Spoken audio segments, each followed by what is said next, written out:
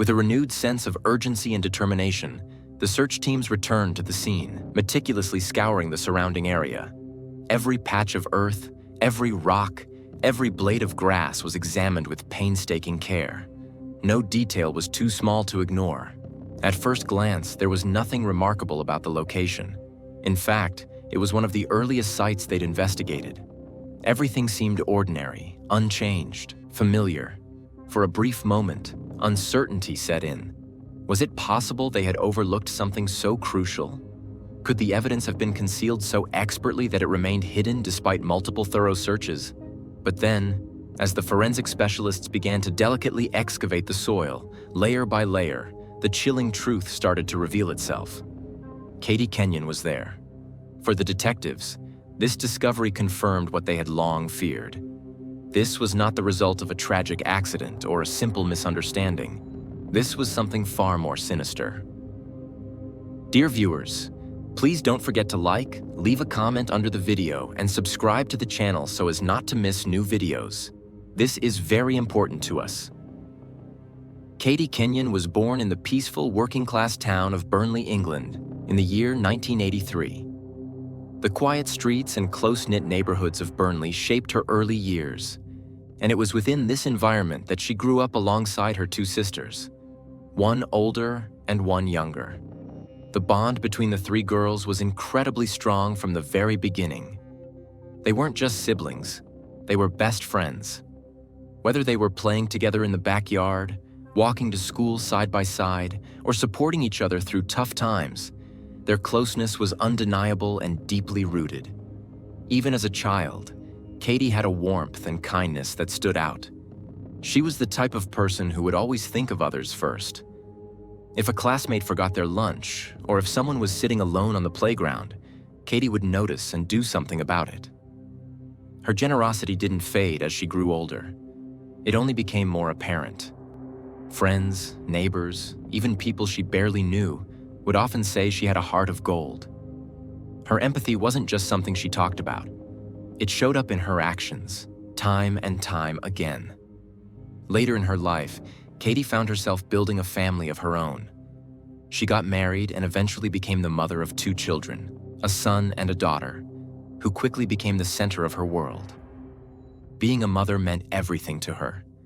She worked hard to give her children a stable, loving home, even as the relationship with her husband began to strain under the weight of everyday pressures. Eventually, her marriage came to an end. Her husband left the household, though he continued to have some contact with the kids. Now, a single mother, Katie had to juggle parenting with full-time work. She took a job as a social care worker, a role that suited her compassionate nature perfectly. But the work was demanding, both emotionally and financially. Her paycheck barely stretched far enough to cover the necessities, but she never complained. She always found a way to ensure her children had clothes that fit, food on the table, and support with their schoolwork. Despite the struggles, Katie showed strength, resilience, and a quiet kind of courage. On the morning of April 22, 2022, then 33-year-old Katie followed her usual routine. She got up early, helped her kids get ready for school, and sent them off with hugs and packed lunches. Nothing seemed out of the ordinary. She didn't appear rushed, upset, or distracted. But later that day, things took a sudden and unsettling turn. Just a few hours after the children had left for school, Katie's mother received a text message from her daughter. The message, while not alarming in tone, felt oddly impersonal and out of character. In it, Katie said she needed to take some time away from everything, to clear her head, and that she would be gone for a while. There was no indication of where she was going or for how long, and she didn't offer much reassurance. Her mother's instincts kicked in immediately. Something about the message didn't sit right. She tried calling Katie right away, but the call went straight to voicemail. That's when a deep sense of worry began to take hold. Katie had battled anxiety for many years, brought on by the stress of raising her children alone and other challenges in her personal life. But even during the most difficult times, she had never distanced herself from her children. She never would have willingly left them in uncertainty. Growing more concerned by the minute, Her mother reached out to Katie's sisters. All three women were in complete agreement. The message didn't sound like Katie at all. They decided to go straight to her house to check on her. When they arrived, they noticed right away that her car was missing. They used a spare key to let themselves inside, where they found almost everything untouched. Her clothes, makeup, favorite jewelry, and even personal notes were all still there. Only her phone and handbag were gone. It didn't make sense. Katie wasn't the type to leave home on a whim, especially without letting her family know.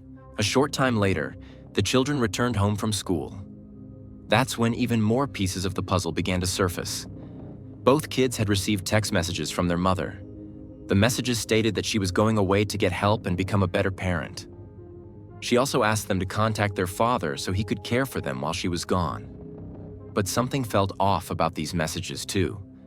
Her mother and sisters noted immediately that the tone and phrasing didn't match Katie's usual way of writing. More suspiciously, the word "while" was misspelled in both messages, something that struck them as particularly strange, given how careful Katie was with her writing. She rarely, if ever, made mistakes like that. Then, her son shared a surprising detail. He had been contacted on social media by a man named Andrew, better known to the family as Andrew, Katie's ex-boyfriend. Andrew and Katie had dated on and off for several years in a relationship marked by ups and downs. While the family was aware of him, he hadn't been part of Katie's life recently. According to the message Andrew sent, Katie had voluntarily checked herself into a clinic and had asked him to take care of her dog while she was away. The family found this strange and unsettling. Why would Katie, if she truly needed help and was stepping away, choose to confide in Andrew, an ex-partner with whom she'd had a turbulent relationship, instead of her own family or even the father of her children? What made things even more confusing was that Andrew was mentioned in the messages Katie had supposedly sent to her kids. In them, she said that if their father wasn't available, Andrew would step in and help.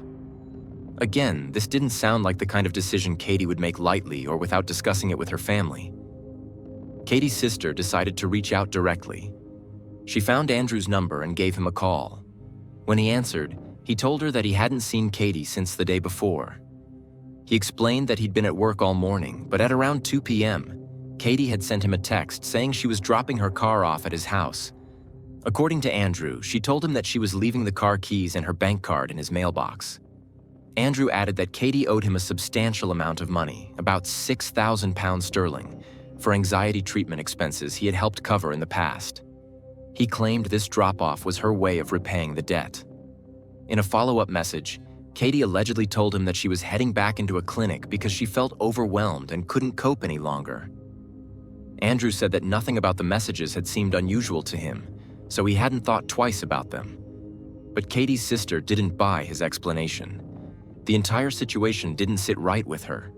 So she and her boyfriend made a decision. They would drive over to Andrew's place and see things for themselves. As Katie's sister and her boyfriend pulled up in front of Andrew's home, an uncomfortable chill ran down her spine. There it was, Katie's car, parked right outside his house. What made the sight more troubling wasn't just the fact that the vehicle was there. It was what she could see inside it. Through the window, clearly visible in the front seat, were Katie's purse and a few other personal belongings. It immediately raised red flags. If Katie had left to seek help, why would she abandon her car with essential items inside, especially her handbag? It just didn't add up. Fueled by growing suspicion, Katie's sister stepped up to the front door and knocked, hoping Andrew would speak to her face-to-face and clear things up.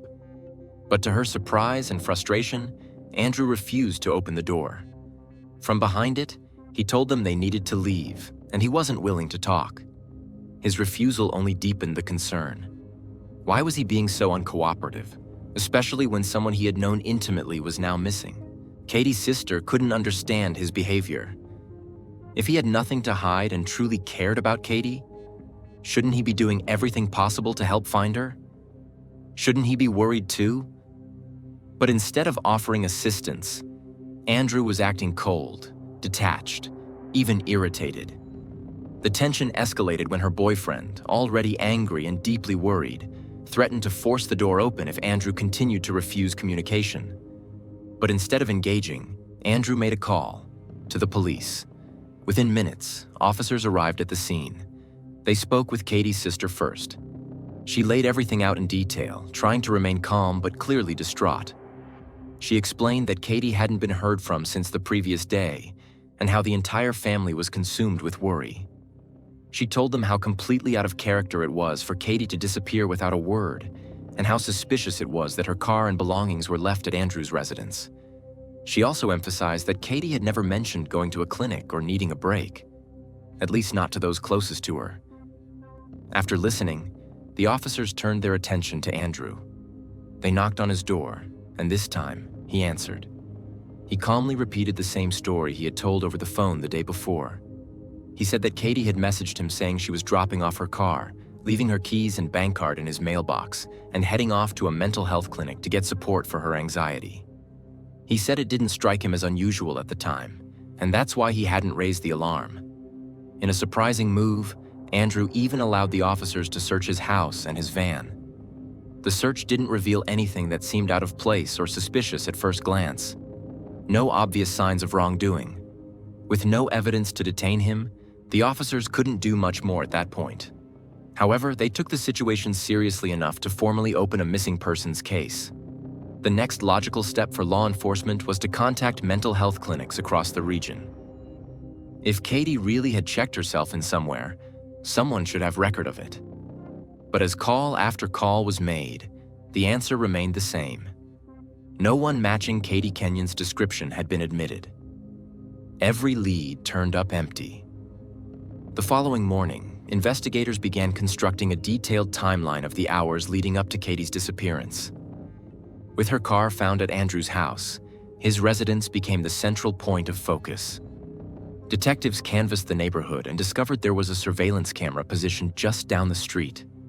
They retrieved the footage from the 2 days prior to her vanishing, hoping it would shed light on what had happened.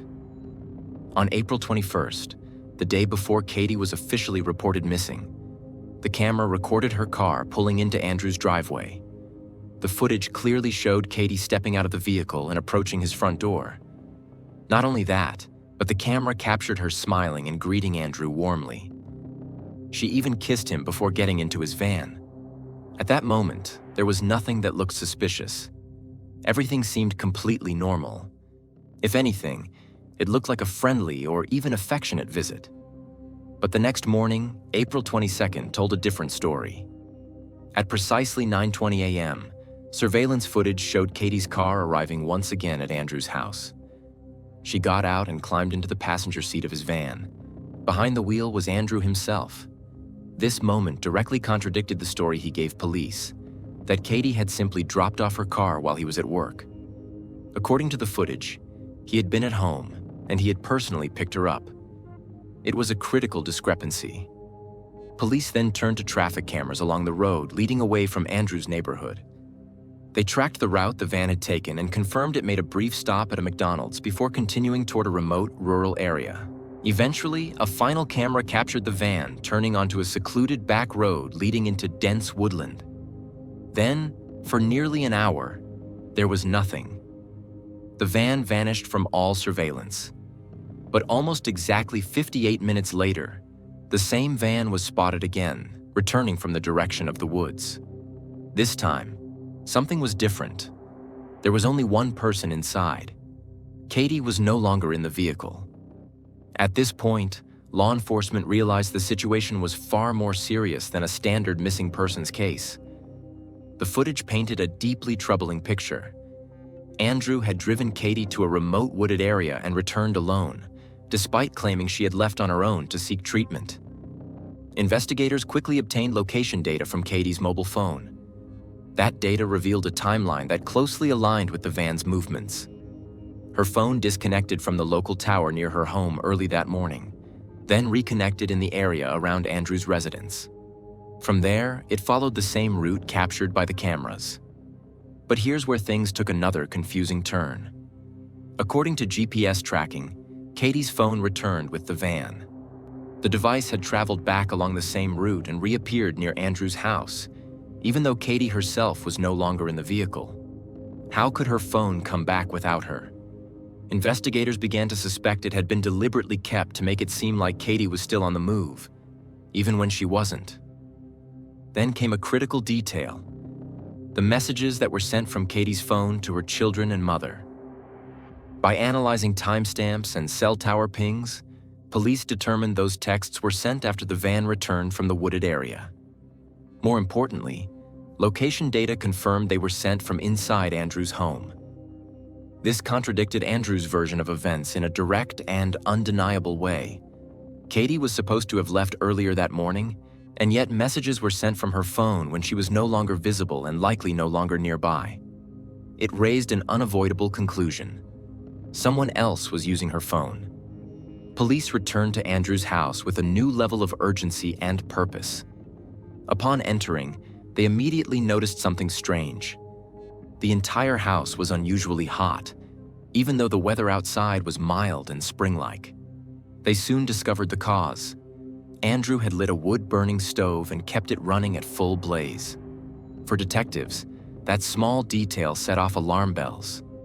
By the time investigators returned to Andrew's residence and carefully examined the wood-burning stove, it was too late to gather any physical evidence from it. All that remained inside was a mound of gray, powdery ash, soft to the touch, scattered loosely, and giving away no clues. Whatever had been burned was now completely unrecognizable. Whether it was personal items, documents, or something else entirely, detectives could no longer say with certainty. Despite the lack of physical proof, law enforcement decided to move forward. Andrew was placed under arrest and brought in for formal questioning. The circumstances had become far too suspicious to ignore. Surprisingly, Andrew showed almost no signs of panic or distress. In fact, he appeared eerily calm, sitting across the table from detectives, maintaining his composure, and sticking to the same story he had told before.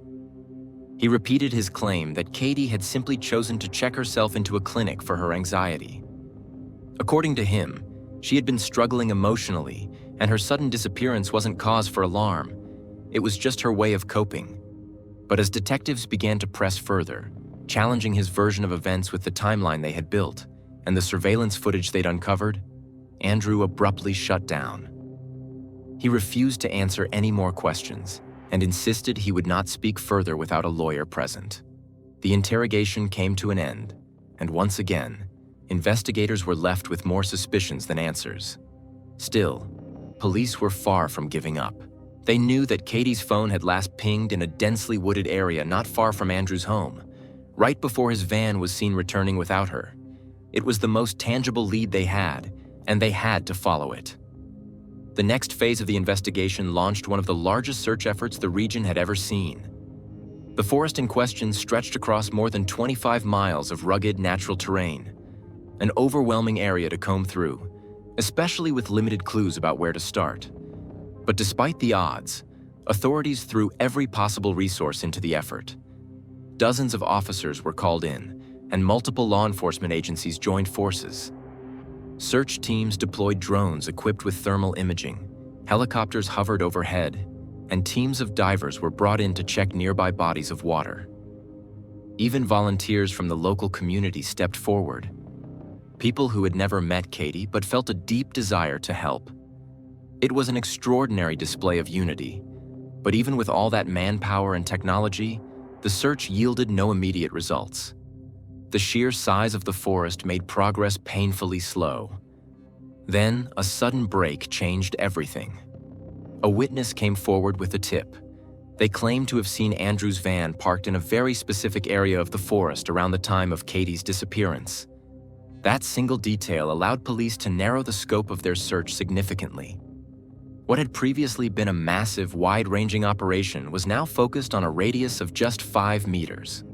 As specialized teams returned to the area with renewed urgency, investigators brought Andrew back in for another round of questioning.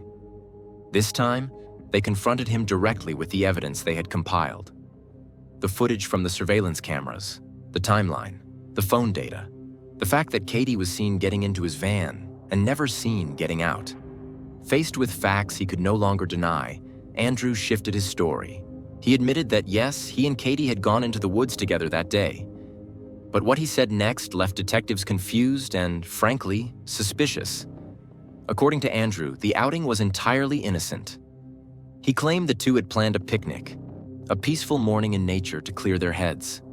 He said that Katie had a personal habit of writing down her thoughts in a journal, particularly when she felt overwhelmed.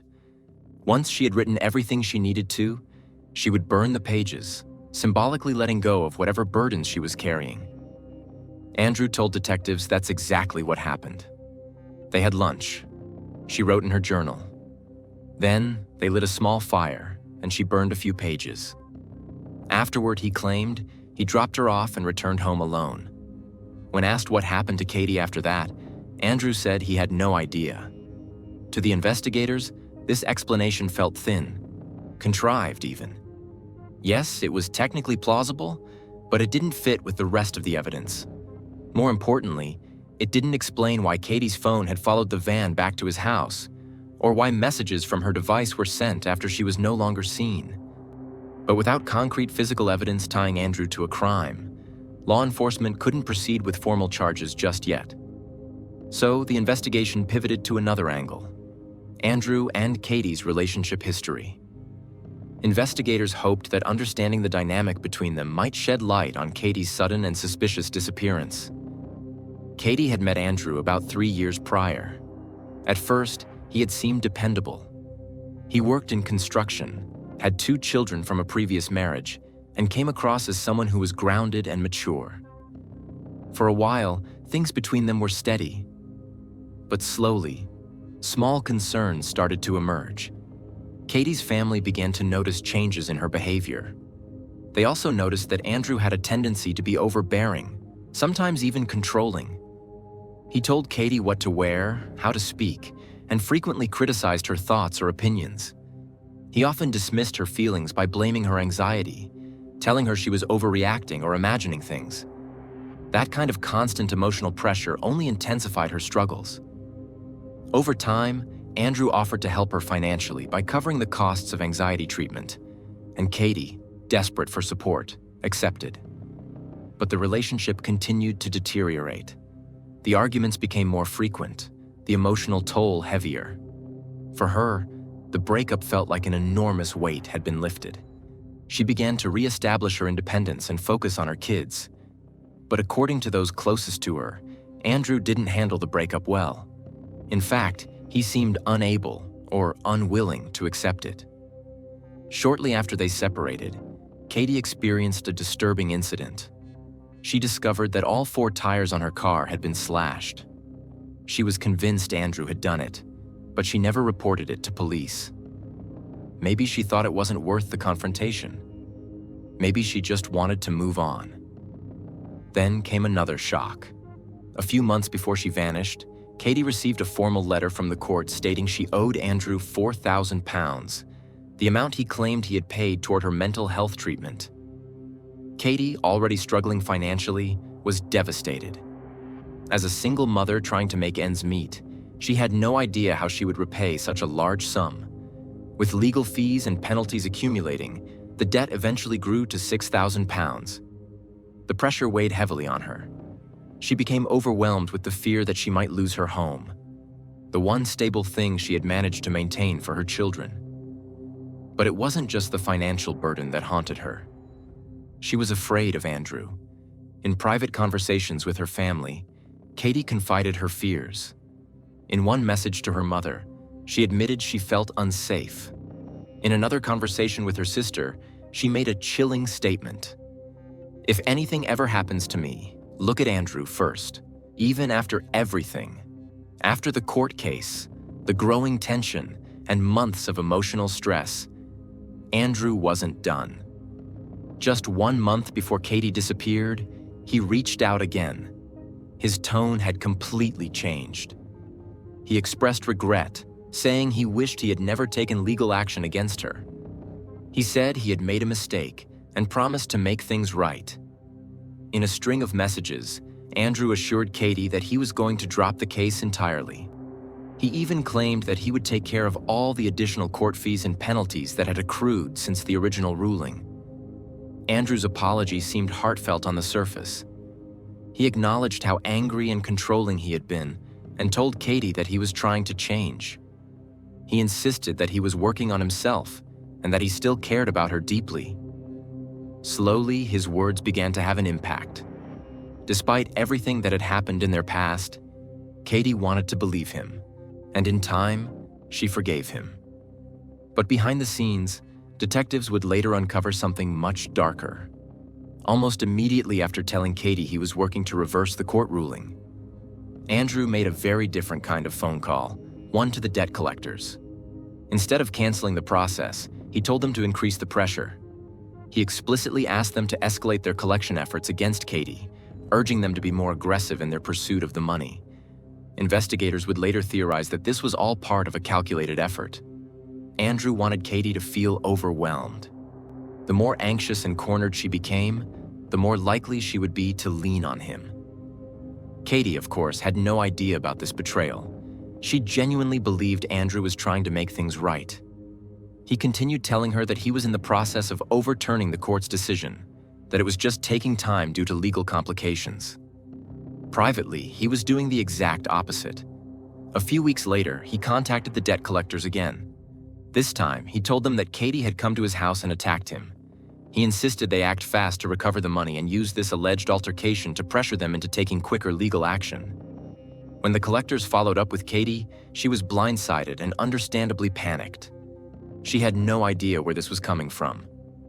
She reached out to Andrew immediately, and once again, he told her she was overreacting. He said she was being dramatic, that she was letting her emotions get the best of her. He reassured her that everything was under control and that he was still working on it. From the outside, it was becoming increasingly clear to detectives what was happening. Andrew was playing a dangerous game of psychological manipulation, pushing Katie into a corner emotionally, financially, and mentally, then presenting himself as the only person she could rely on. It painted a deeply troubling portrait of a man who was not just deceitful, but methodical and strategic in his dishonesty. While this disturbing pattern was being pieced together, the physical search for Katie continued. Days passed with no sign of her. Hope was dwindling. Investigators were covering every possible lead, but nothing concrete had turned up. That is, until a local man stepped forward with an unusual encounter. The witness explained that the morning after Katie vanished, Andrew had shown up at his property. The two men didn't know each other personally, but Andrew approached him anyway with a strange question. "Do you know when your bins were last emptied?" The man thought the question was odd, and something about Andrew's demeanor unsettled him. He remembered the interaction, and later, after hearing about the missing persons case, he reported the incident to police. Investigators immediately rushed to the property and examined the garbage bins, which hadn't been collected in several days. What they found inside was chilling. Among the discarded waste, inside one of the black refuse sacks, they found a pair of women's sandals. They were carefully packaged inside the bag, almost as if someone had tried to conceal them. A forensic team was brought in, and within days, DNA testing confirmed what many feared. The sandals belonged to Katie. It was the breakthrough police had been waiting for. Soon after, Andrew was formally charged with Katie's murder. Once in custody, he once again told police he wanted to speak. And just like every time before, his story changed, dramatically. In this new version, Andrew claimed that he and Katie had gone to the forest for a peaceful outing. He repeated the earlier claim about the picnic, but now introduced a startling new detail. He said that while they were sitting by the fire, Katie noticed a small hatchet, one he had brought to chop wood. According to Andrew, she jokingly dared him to throw the hatchet and try to hit a soda can she was holding at a distance. Andrew said he agreed, and in what he described as a freak accident, Katie leaned forward just as he threw the hatchet. Detectives were highly skeptical. The story seemed deliberately crafted to downplay responsibility, painting the situation as an unfortunate accident. But for the first time, Andrew admitted that Katie had died in the woods. He claimed that in the panic and shock of the moment, he didn't know what to do. He said there was no cell phone signal, and he didn't believe he had the physical strength to carry her back to the van. So instead of calling for help, he said he left her where she had fallen. Before walking away, he claimed he tied a plastic bag to a stick and placed it near the site as a makeshift marker, intending to return later. He said he then drove home, destroyed her phone and several of her personal belongings in his fireplace, and disposed of the ashes in a public trash bin. He also admitted to burning items in the wood-burning stove at his house, the same stove investigators had previously found filled with ash. All the while, the search for Katie continued. Now, investigators had a new objective: find the marker Andrew claimed he had placed in the woods. Detectives and search crews returned to the forest, combing the undergrowth in search of the stick with the plastic bag. At the same time, digital analysts reviewed GPS data from Andrew's mobile phone. What they uncovered was yet another contradiction in his account. Records showed that the day before Katie disappeared, Andrew had visited his parents' home.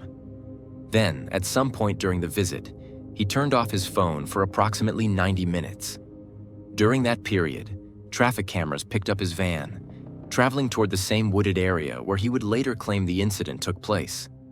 As investigators dug deeper into the digital evidence, they uncovered something that turned their growing suspicion into undeniable confirmation. One particularly revealing discovery came from a digital forensics analysis of Andrew's personal devices. Experts were able to retrieve a series of text drafts, unsent messages written on his phone and computer.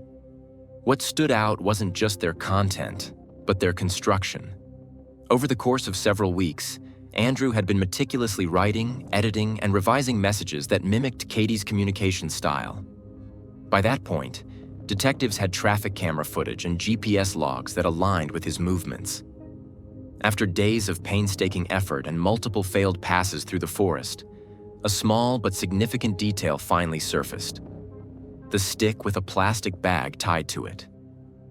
With renewed focus, search teams combed through the immediate area, examining every inch of terrain. But still, they found nothing. They brought Andrew out to the site under heavy supervision and asked him to guide them directly to the location. Without hesitation, Andrew pointed to a specific patch of ground, an area the team had already examined several times before. There didn't appear to be anything unusual about it. In fact, it was one of the first places they had searched. For a moment, there was doubt. Could they really have missed something? And then, as the forensic team began carefully excavating the soil, the horrifying truth emerged. Katie was there, right where Andrew had said she would be. For detectives, this was the final confirmation of what they had long suspected. With that final piece in place, the legal process moved swiftly. Investigators, along with psychologists consulted during the case, formed a shared theory. They believed that Andrew had been driven by deep resentment and an obsessive need for control. The trial began in November of 2022, and as expected, the courtroom was packed. Katie's family sat quietly waiting for justice. Andrew initially entered a plea of not guilty, maintaining his previous claim that her death had been accidental. But as the prosecution began laying out the full scope of the evidence, each detail, each contradiction, each carefully planned step, something shifted. Only 3 days into the proceedings, Andrew suddenly changed his plea. Without warning, and to the astonishment of the court, he stood and admitted responsibility.